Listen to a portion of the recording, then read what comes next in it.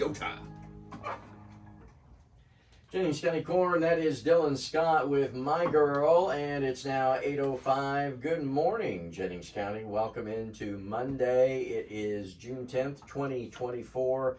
I'm Joe Ammerman. Great having you with us, and very pleased to have in the studio this morning North Vernon Mayor Sean Gerken. How are you? I'm doing well, Joe. Good morning.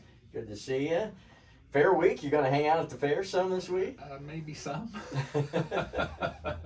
I'll stop out a night or two. I don't have a booth or anything specific to do, but I'll go out and see what's going on and participate a little bit. Sure. Okay. Show my support. Very good. Well, we'll look forward to seeing you out there. I assume you're set up and out there all week. Pretty much ready to go. Very good. Yeah. Good deal. Well, we got things going on in the city. A lot of cool things going on, and a couple of things we wanted to touch on this morning that have kind of been on people's minds, and that is first of all the ETC building. What's going on there? Well, the city recently sold the ETC building, and the reason is not because we're out of money, which I saw at one point. No, the city and the Redevelopment Commission purchased that building nearly 20 years ago, and obviously named it. The ETC stands for Education and Training Center. At the onset, the Jennings County Schools had a wing, IB Tech had a wing.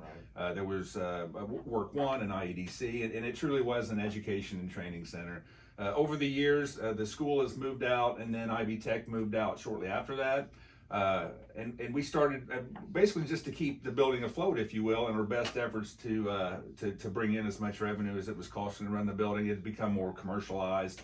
And the building wasn't it wasn't self-sufficient, and excuse me. So I thought that you could make the argument over the years to help sustain the building with taxpayer dollars when it was truly education and training, but I felt it was too much of an ask to ask our taxpayers to kind of foot the bill when it became more of a commercial and retail establishment. So in conversations with the Redevelopment Commission and City Council, we all agreed that the best thing to do would be to put the building up for sale. It did sell for $1.07 million. That'll put the building back on the tax rolls, and so that instead of using our tax dollars to help sustain it, it will bring in increased revenue instead.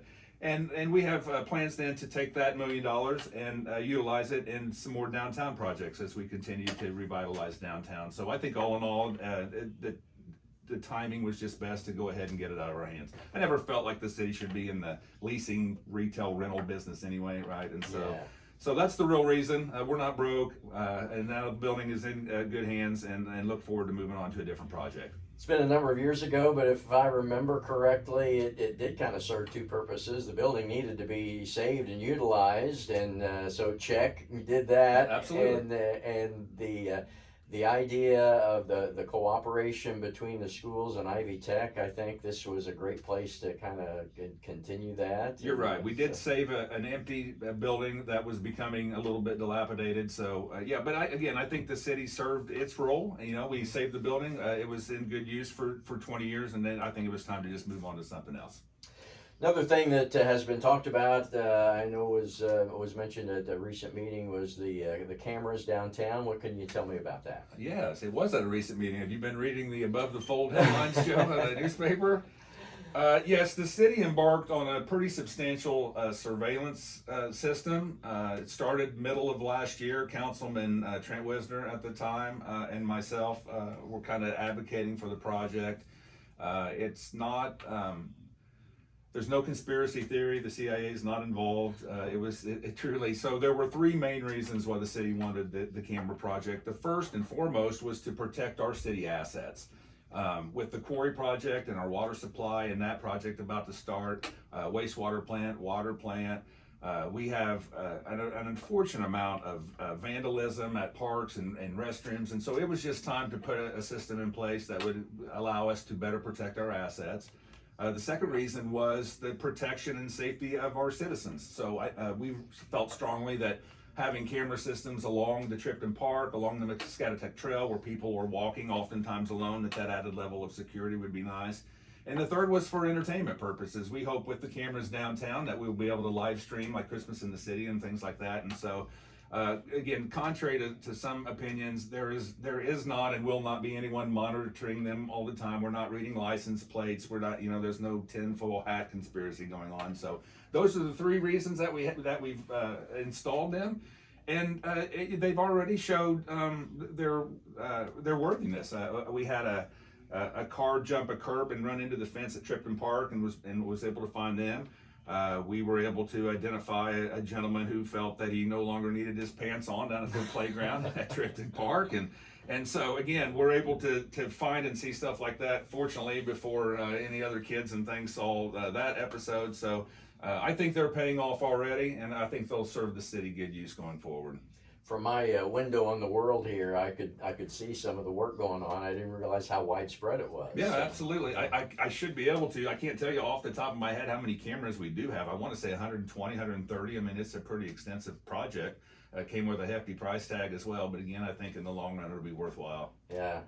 I can see that how it would relieve someone of having to hold a camera for the Christmas in the City parade. Well, that's right, absolutely. Speaking of holding the camera, if we haven't got to birthdays yet, let's do a birthday shout out to Tara Thorman, my Happy admin birthday assistant. to you. Happy birthday, Tara. I had the fortunate job of getting to speak at Lowe's Distribution Center last Thursday and Friday. So also a happy 30th birthday to our Lowe's Distribution Center, who celebrated their 30 years in Jennings County last week. And so great people out there. It was nice to meet them, and again, fortunate and humbled to be able to talk. So that was a good day as well.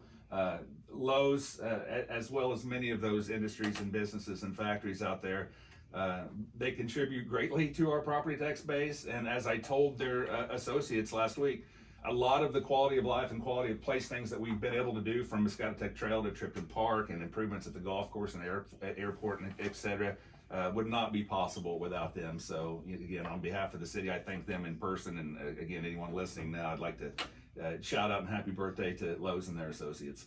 I can still remember the excitement with the announcement that Lowe's was coming. So they had a like a screen display up there, and we're showing clips, and some of them were the newspaper clippings when that happened with John Hall, and right. the City Land's a big one, and it was the above the fold, and not only in North Vernon but also the Columbus paper.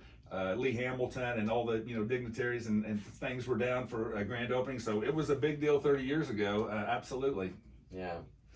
Well, Mayor, I appreciate you keeping us up to date on things from time to time, and my pleasure. Always welcome. Have a great week. I'll see you in a month or so. All right, sounds good. Thanks, Joe. North Vernon Mayor Sean Gerken bringing us up to date on what's going on